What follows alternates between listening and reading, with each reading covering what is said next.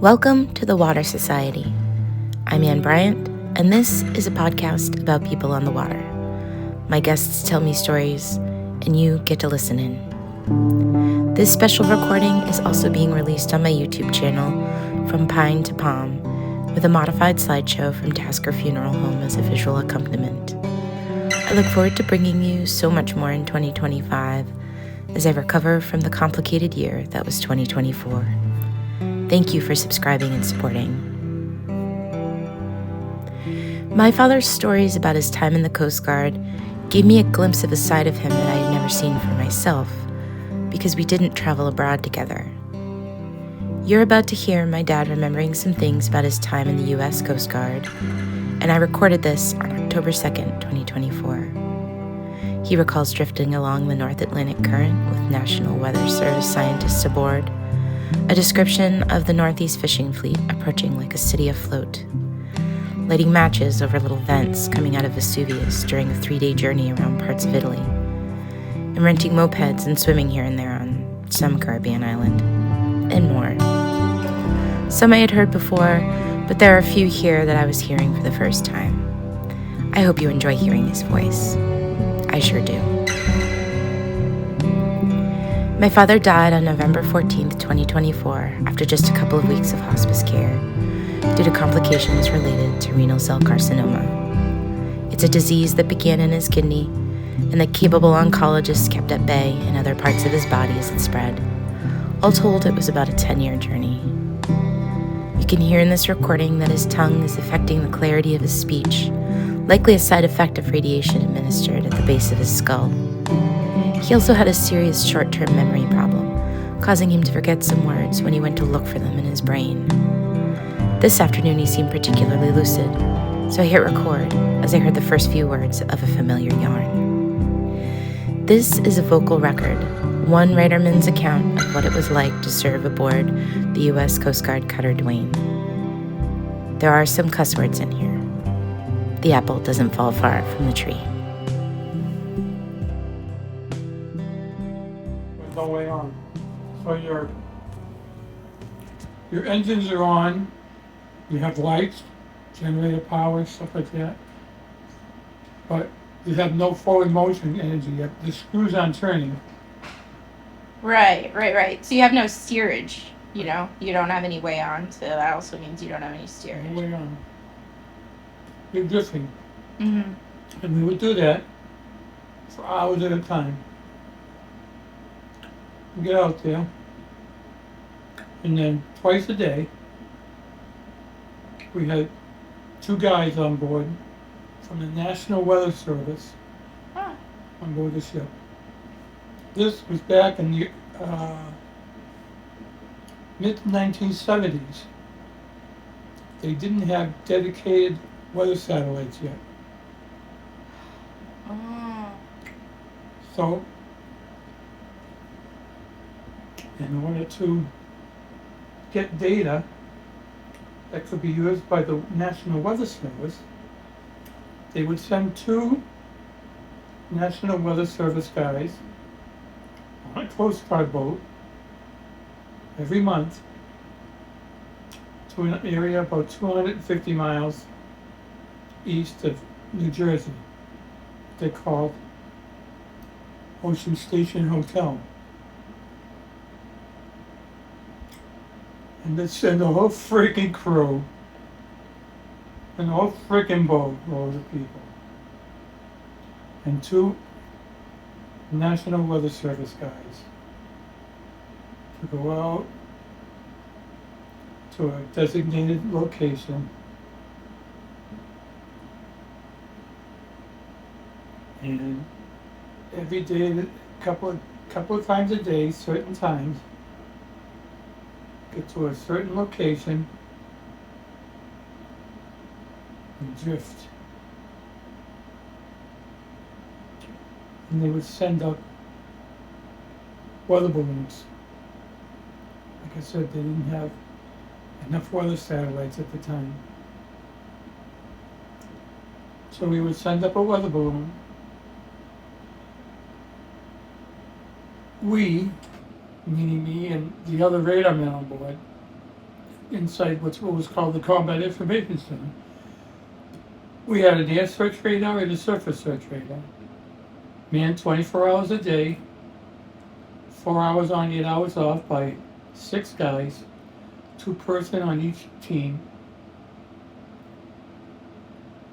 And so there was a morning watch and an evening watch. And these weather guys that were on board would take a weather balloon, let it go, and we would track the balloon Oh. on our air search radar. We would track the balloon, send the information to the weather deck. It was called the weather deck.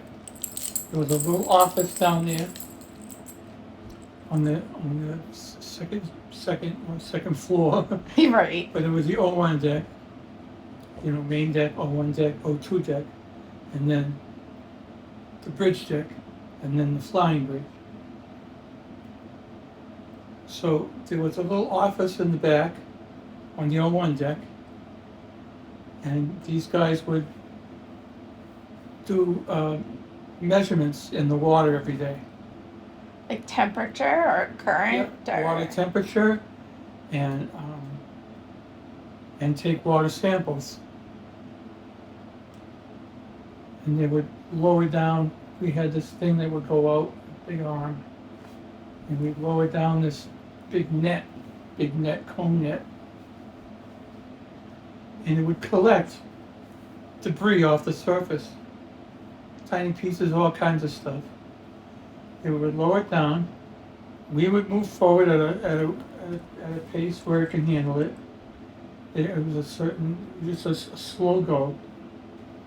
And then let this net thing, this V-shaped net thing. Right, and cut it in the back, kind of like cone, and then it came down, the net came down to a funnel, to an opening. And then that opening had a collection area. And then they would lay it down in the water and get it just so it could skim the surface. Mm. And we would get all what was called, believe it or not, collection of tar balls. And you should have seen it at the end of a couple of 3 hours. Sure enough, you're not seeing anything going into the net, but after a couple of hours, you'd go ahead and pick it up, take it out, and sure enough, there would be tar-like balls that had collected from an area from the surface to about 8 inches below the surface, and it would collect stuff floating in the upper water. And then would let it go like that for a couple hours, take it out. And they were like gluey little... Tar ball, black. Wow. And that was how we figured out. And the guys that were doing the wins or loss stuff were also taking that data. Because you can't see it just by looking at the water. You see what a film of oil looks like. You always get a sheen. Yeah. But that's a micro that's sitting on top of the water. So we would actually skim that part of the surface and run through it for about 2-3 hours and get a nugget about that big of tar. Like a couple inches? Wow. Or like an inch and a half? Yeah. Would get a ball. Yeah. And then they would collect that data as well and get the amount of accumulation of cred at a certain amount of time, at a certain depth. Oh, wow. And then we record that as well. And we did that a month at a time. Coast Guard would send out a ship, a couple of guys, they'd come back, another ship would go out, do the same thing. Wintertime, summertime, all the time. Yeah. Because they didn't have, like I said, it wasn't, the data wasn't being artificially done by So they were from the National Weather Service or NOAA? Probably from National Weather Service. National Weather Service. Yeah. And then we used to get flyovers from planes, different planes. I've got it in my Coast Guard stuff. Planes used to come over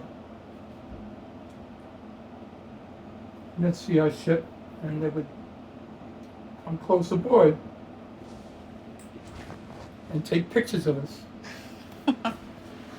And then we would ask them, we'd talk on the radio with them, and we'd ask them to pass by a couple of times as close as they could so we could get pictures of them. Coast Guard planes would do that all the time with us. And every so often you could get Naval planes and Air Force planes, Navy, all kinds. And we'd get on the frequency, get on the emergency frequency, and say this is the vessel Dwayne, hailing on frequency blah blah blah, in vicinity of 48 north, 21 west. If you could come up on channel 2-3, standard, working frequency. We're here on Ocean Station, and if we can pass by, stop by. We'd like to get some pictures of you and have you to get some pictures of us. And then we'd talk to these guys. We'd be out at sea for 2-3 weeks. It's so fun to talk on VHF. I love it. And it's like, so, this is Petty Officer so-and-so and Petty Officer so-and-so, and we're on this watch right now, and we're sitting in the Combat Information Center watching the radars, air radars, the surface radars, and so who do we got up here? What are you guys up to? And we talked to all kinds of people. Yeah. And if they weren't too busy, would tell them where we were, what the vicinity we were in, and then fly over us a couple of times, and then fly around us, and we'd let the guys on the ship know, and would let them know when they were going to be making a close pass, and everybody would be out with the cameras and shit, and they thought it was the neatest thing, right? And then we would be taking pictures of them as close up as we could get, and then we would exchange information with the people that obviously usually is just pilot, co-pilot. We'd exchange mailing information back and forth we were always on the working frequency. We never did it on channel 16 or anything like that. We always used the working frequency so you could talk freely, and fishermen out there listening to it and everything else. Who cares? Yeah. I mean, I wasn't saying, hey, this is Al Bryant. Yeah, nobody. Nobody knew who friggin' anybody else was. People were just out there standing watches. We actually went out years ago. I don't think that's being done anymore. But we'd get to a point a few hundred miles out, and all of a sudden, it'd be pitch black night, and all of a sudden, you'd get closer and closer, and the light would get bigger and bigger, and you'd be in the Northeast Fishing Fleet come out for Gloucester, and it would be pitch dark outside.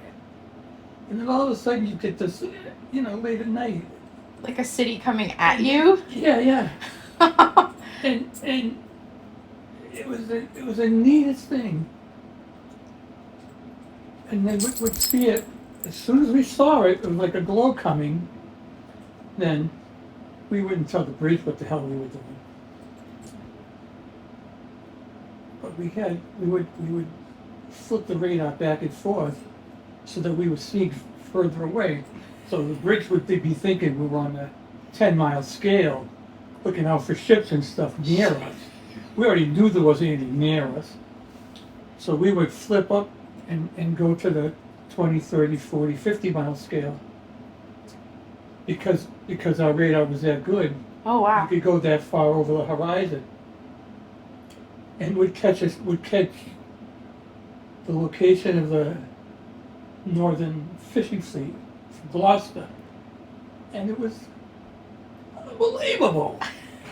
The amount of dots and dits all over the place. And then also these bigger boats. And the bigger boats were the factory ships. Oh yeah. Small boats would come in, they'd fish all day long. And they would, when they got full, they'd come over beside the factory ships and they would take all the fish on board. And it was called a factory ship because that's what it really was.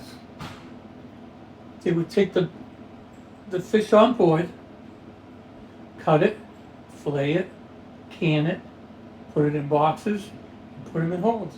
Yeah. And they were doing that out at sea. And at night, seeing all these lights from the darkness, it was awesome. And being out there it was just awesome. And there would be a couple of large, big factory ships that would be out there, and there would be all these trawlers that would be out there that were fishing day and night, 24 hours a day, fucking catching fish like crazy. Oh, it was great. It was cool. It was really cool. It was really kind of cool to be part of that. Yeah. You know, you're out there in a couple of 100 miles off the shore, and you got all these guys fishing out here. You're watching them. The factory ship is out there. There's support ships out there. It was awesome. Yeah. And we would talk to them on the radio. You know, how you doing? It's a Coast Guard Cutter Dwayne. We're heading at such and such degrees, coming from about 090 from you where you guys are. Probably see our lights. We're going to be going through you. We just want you to know we're going to be in the area and we're going to be coming through. We're going to try to be as careful not to bump into you guys, because these guys were all over the place. Oh, and dragging. You know what I mean? Like traffic. trawling. Yeah. So and they're doing their thing and they're not going to stop. No. So you had to kind of keep track of what everybody was doing and stay out of their way. It was so cool. Oh, it was. Yeah. We didn't know what we were doing out there.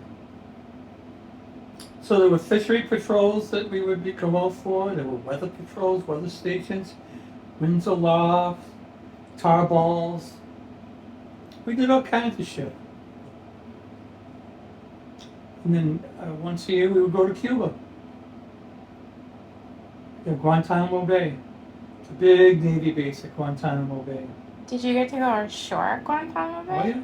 Yeah? It's a big ass naval base. Oh, right. They got everything. Huge exchange, huge commissary, big cafeterias. Their food was so much better than ours.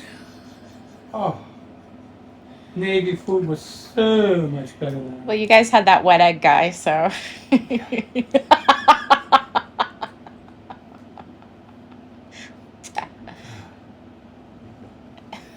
We had the worst food.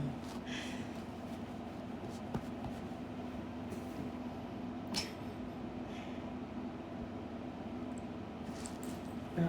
So when you went to Guantanamo Bay, though, you had to stay on the. Was it just like being in a very tropical United States? Very tropical, very warm. But there weren't like Cubans on the base. Oh no. No.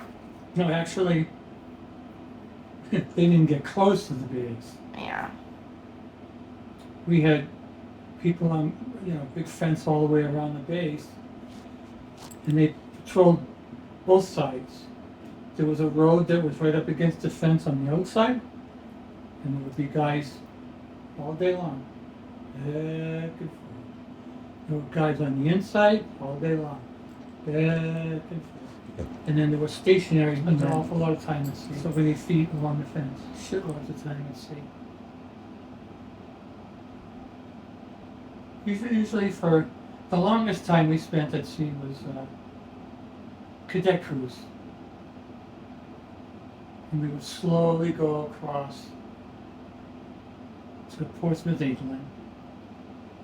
And then we'd get a whole week off in England. Then we'd go to the naval base at Rota, Spain. And then we would go to the other side of Spain, but that's this side of Spain, about Portugal, Rota. And then we would go across to another naval base on the other side of Spain. And then we would go to Naples. We'd go to Naples, Italy. Oh, Italy, yeah. And that's the first time I went. I spent money making sure we only had so many days in port. And it was going to be a 3-day tour of Rome and Mount Vesuvius and the city of Rome. It's 3 days. So if you had duty one of those days, you couldn't go. Because when they left, they left for all 3 days. So you couldn't get back to the ship. So I made deals upon deals and spent a lot of money having people take my place. People that weren't interested in that. I wanted to see. I wanted to see Mount Vesuvius. I wanted to see Rome. And I got to see it. I saw almost every cathedral in Rome. I saw the Vatican itself. I was in the Sistine Chapel. Oh, wow. And I've got all these pictures in my photo albums that shows the Sistine Chapel, shows St. Peter's. There's a statue in I think it's in the Sistine Chapel. It's a bust of St. Peter sitting. And over the years, people, when they would come to show honor and homage, and they would always touch the foot of St. Peter. After all the years, one of the feet had worn out. Oh, jeez. And then it became a big deal, was to be able to touch the foot of all the other people that had been there as well. And it was amazing to see that granite foot had been smoothed down by people's hands. Human touch. Just touching it. Yeah. Amazing. And the Sistine Chapel was amazing. Then we went inside the Vatican. A huge ceiling, fucking 60, 70 feet tall. I mean, freaking enormous, huge. And the ornate decorations and stuff. The gold leaf. I mean, forget it. Unbelievable. Huh. And then to be able to walk outside and see all the different statues of all the apostles.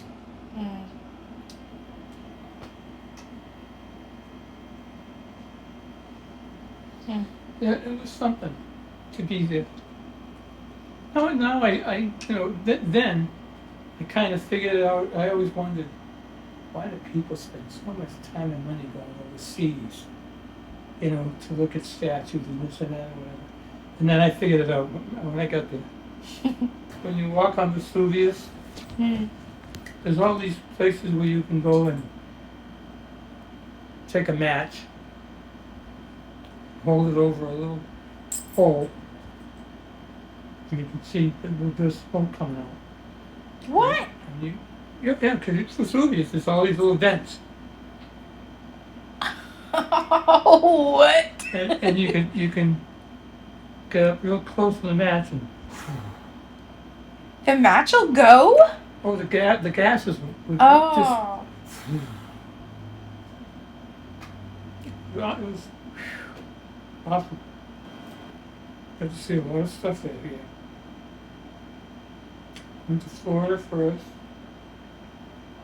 and Cuba, and back up. St. What's it? This big island around St. Martin's.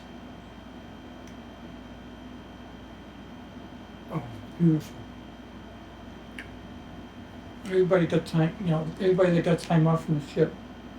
As soon as you get off the ship, or all the docks gone, you have these guys that ran boat pits.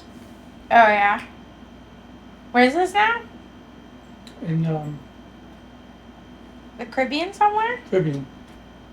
St. Martin is half French, half Dutch. Dominican Republic and Haiti? No. No, I think it was Haiti. Yeah. I've got pictures of it, and I've got stuff saying where we were, so that's all by looking at my photo albums. Yeah. Smells good, honey. Like that pot roast, huh? So anyway, we all rent mopeds as they were going ashore. We bring our swim trunks and a towel and take the mopeds, go to beaches, stop at beaches, get out, swim and stuff. Beautiful island. And of course, at the time, I didn't think I really wanted to go, well, I should go. It wasn't something that you did every year.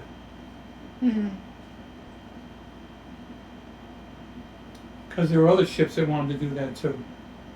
There were other ships that had to go to Gitmo in Cuba, ships that had to go overseas on the cadet cruises. These were we went over to Europe because we had cadets on board from the Coast Guard Academy.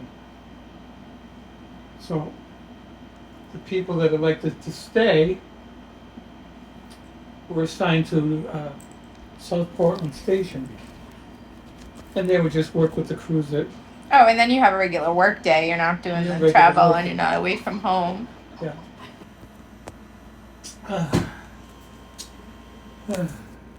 You want to watch some TV? Yeah. Let's see what's on. Let's see what's going down.